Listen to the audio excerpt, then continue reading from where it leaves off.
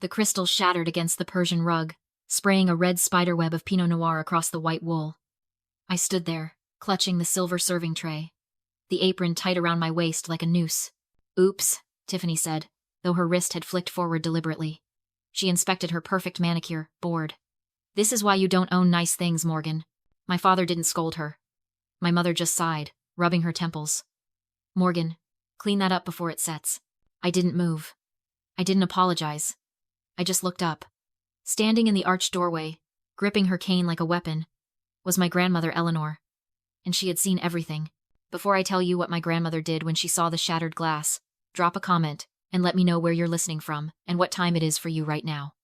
I want to see how far this story travels. I looked down at the red stain spreading across the wool. It looked less like wine and more like a wound. For 28 years, this had been the dynamic. They sat, I stood, they ate, I served, they broke things, I fixed them. It wasn't just a habit. It was a carefully constructed ecosystem where my subservience was the oxygen they breathed. I looked at my father, Gregory, cutting his turkey with surgical precision, ignoring the glass shards near his shoe. I looked at my mother, Patricia, signaling for a maid that didn't exist to come clean up the mess. And I looked at Tiffany, smirking behind her napkin. They didn't hate me. Hate requires effort. They simply didn't view me as human. To them, I was a utility. A refrigerator doesn't get a seat at the table. A vacuum cleaner doesn't get an inheritance. Normalizing this cruelty was the only way they could enjoy their luxury without guilt. They had to believe I was made for suffering, so they could believe they were made for ruling. That realization didn't hurt. It clarified everything. I reached behind my back and untied the knot of the apron. The fabric was stiff, heavy with the sweat of a day spent cooking a meal I wasn't allowed to eat. "Morgan, what are you doing?" my mother hissed. "The rug." I pulled the apron over my head. It was stained with grease and wine. I bundled it into a wet, heavy ball. Then, I dropped it. It landed with a wet thud directly onto Tiffany's plate, covering her roasted quail and truffle mash in a heap of dirty linen. The silence that followed was absolute. It was the silence of a machine that had suddenly stopped working. "You," Tiffany whispered, her face draining of color as the gravy soaked into the apron. "You ruined my dinner." "Pick it up," my father said. He didn't shout. He didn't look up from his plate. It was the voice he used for dogs and employees. "Pick it up. Apologize to your sister. And go to the kitchen." I looked at him. My pulse was slow, steady. No, my father's knife stopped moving. He looked at me then. Really looked at me. For the first time in years. "Excuse me? I am done serving you," I said, my voice flat and hard. "In my own house." My mother let out a high, nervous laugh. She turned to the guests, Tiffany's friends, a few business partners smiling widely. "Oh, ignore her. Morgan is having one of her episodes. She went off her medication a few days ago. You know how unstable she gets." She tapped her temple significantly. The crazy sister. The burden. It was their favorite shield. If I was crazy, their theft was actually charity. "I'm not unstable, Patricia," I said. "I'm awake. That is enough." Gregory stood up, his chair scraping violently against the floor. "You are embarrassing this family. Get to your room before I drag you there." The old Morgan would have flinched. The old Morgan would have apologized and scrubbed the rug until her fingers bled. But the old Morgan died the day she found the bank transfers. I turned to the arched doorway. "Grandmother?" Eleanor didn't say a word. She lifted her cane, a heavy piece of polished ebony with a silver handle, and brought it down on the hardwood floor. Crack. The sound was a gunshot. The front double doors burst open. The cold November wind rushed in, followed immediately by 6 men in gray uniforms. They weren't police. They weren't guests. They were movers. "Secure the exits," I ordered. "What is this?" Tiffany shrieked. Standing up as a mover began boxing up the china cabinet behind her. "Who are these people?" "They're eviction specialists," I said, pouring myself a glass of the wine I wasn't supposed to touch. "And they're here to take out the trash." "What is the meaning of this?" Gregory roared, lunging toward me. 2 of the movers stepped forward, their shoulders creating a wall of gray cotton. My father bounced off them like a bird hitting a window. He stumbled back, straightening his tie, his face a mottled purple. "You are trespassing," he shouted at them. "I am calling the police." "I already did," I said. I pulled my tablet from my purse. With a single tap, the screen mirrored onto the 80-inch television mounted above the stone fireplace, the television I had bought for his birthday 3 years ago. The room was bathed in the harsh, blue light of a PDF document. "Do you recognize this, Mother?" I asked. Patricia squinted, her hand fluttering to her throat. It was a prescription history log. 10 years of it. Since I was 18, I said, my voice echoing slightly in the high-ceilinged room. You told me I was sick. You told me I was bipolar. You told me my anger was a symptom, and my ambition was mania. You fed me sedatives like they were vitamins. The guests shifted uncomfortably. Tiffany stopped chewing. I spent my 20s in a fog, I continued, scrolling down the list. Lithium. Thorazine. Valium. I couldn't hold a job because I couldn't keep my eyes open. I couldn't save money because I couldn't think straight. You broke my mind so you could manage my life. We were helping you, Patricia wailed, clutching her napkin. You were fragile, Morgan. We saved you from yourself. I wasn't fragile, I said. I was drugged. I swiped the screen. A new document appeared. A toxicology report, dated 6 months ago. Result: clean. I stopped taking the pills in May, I said. The fog didn't just lift, Mother. It evaporated. And when I woke up, I started looking at the books. I swiped again. The screen shifted to a bank transfer log. The numbers were large, bold, and undeniable. Grandfather's trust fund, I said. $500,000 left to me for my 25th birthday. You told me the market crashed. You told me it was gone. Lost in bad investments. Poof. The economy is volatile, Gregory barked. You don't understand finance. I understand wire transfers, I corrected. I zoomed in on the transaction line. Date: August 12th. Amount: $500,000. Recipient: Tiffany Street James. Lifestyle and brand management. The room turned to look at Tiffany. She was wearing a custom-made silk gown, shimmering like spilled oil under the chandelier. You stole my future, I said, pointing a steady finger at my sister. And you wrapped it around your waist. So what? The scream tore through the room, high and shrill.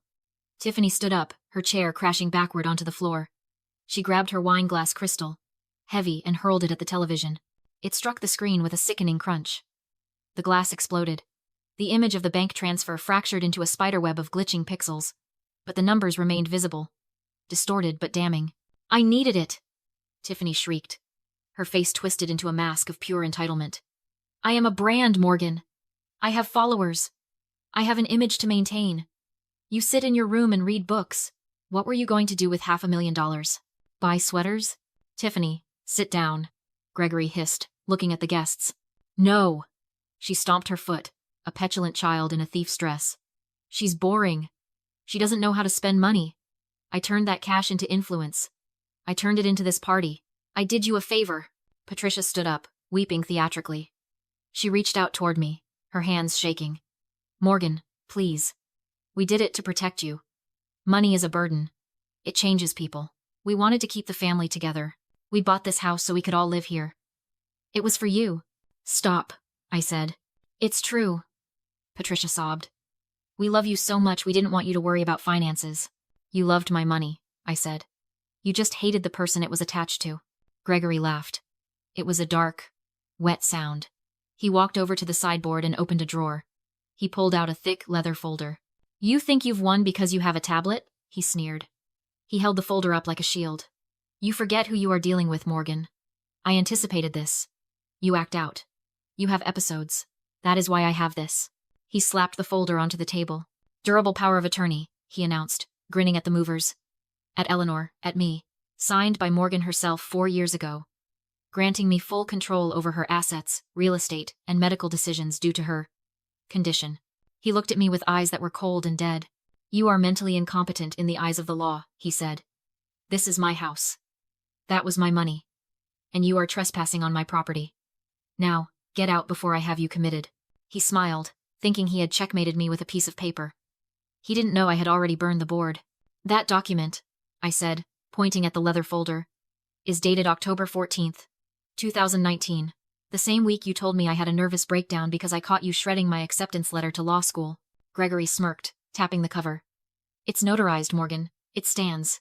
You are a ward of this family. Which means you don't have the authority to evict anyone. In fact, I could have you removed for your own safety right now. He looked at the movers. Gentlemen, if you touch one more piece of furniture, I will sue your company into bankruptcy. My daughter is off her medication. The movers hesitated. They looked at me, then at the angry man in the expensive suit holding a legal document. Doubt crept into the room. He's right, Patricia chimed in, her voice gaining strength. She imagines things. She's paranoid. She thinks we're stealing from her when we're just managing the estate. I didn't argue. I didn't scream that I was sane. Sanity isn't proven with words. It's proven with evidence. I expected you to use that, I said. The crazy Morgan defense.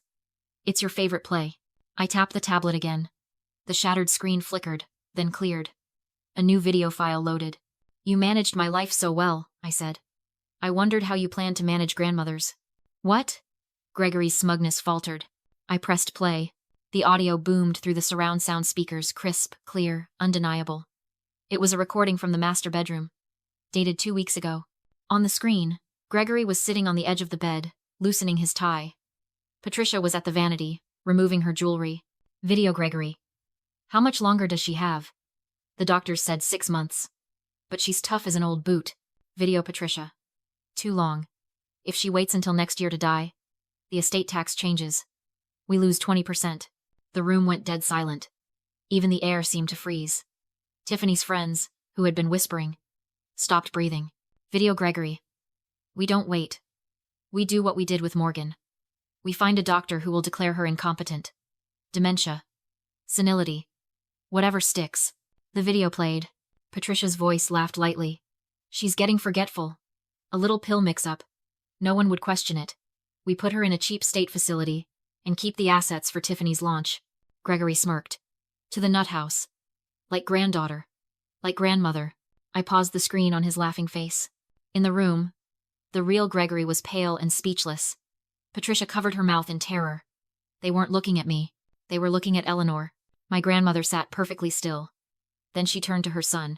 Be quiet, she said softly. Her voice carried more weight than a shout. I raised you. I saved your failed businesses. And you plan to lock me away? She stood, steady without her cane. You stole from my granddaughter. You gaslit her. And you plan to kill me slowly.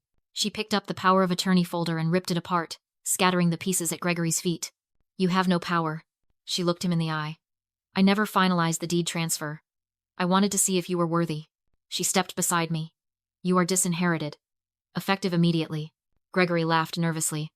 You can't do that. I'm your son. No, Eleanor said. You're a parasite. She turned to the movers. Get them out. Gregory didn't move. He walked to the gun cabinet and pulled out a shotgun, racking it loudly. Panic exploded through the room. He leveled the barrel at my chest. Legally, this is my house now. Leave or I defend it. I didn't back away. I stepped forward until the cold steel pressed against my heart. Pull it, I said calmly. His hands shook. He couldn't do it. You don't have the guts, I said. Then I smiled. And I didn't call the sheriff. His eyes widened. I called the FBI. The windows exploded inward. Federal agents, drop the weapon. Red laser sights covered his chest. Gregory collapsed, screaming accusations as agents cuffed him, Patricia, and Tiffany. As they dragged them out, Eleanor spoke once more. Their coats, she said. They were bought with stolen money. The agents stripped them and led them into the snow. When the house fell silent, Eleanor and I sat by the fire. I poured 2 glasses of wine. To the house, I said. To the home, she corrected. You were never homeless, she said, squeezing my hand. You were under siege. And it's over. I looked at the wine stain on the rug and left it there. It tasted like freedom.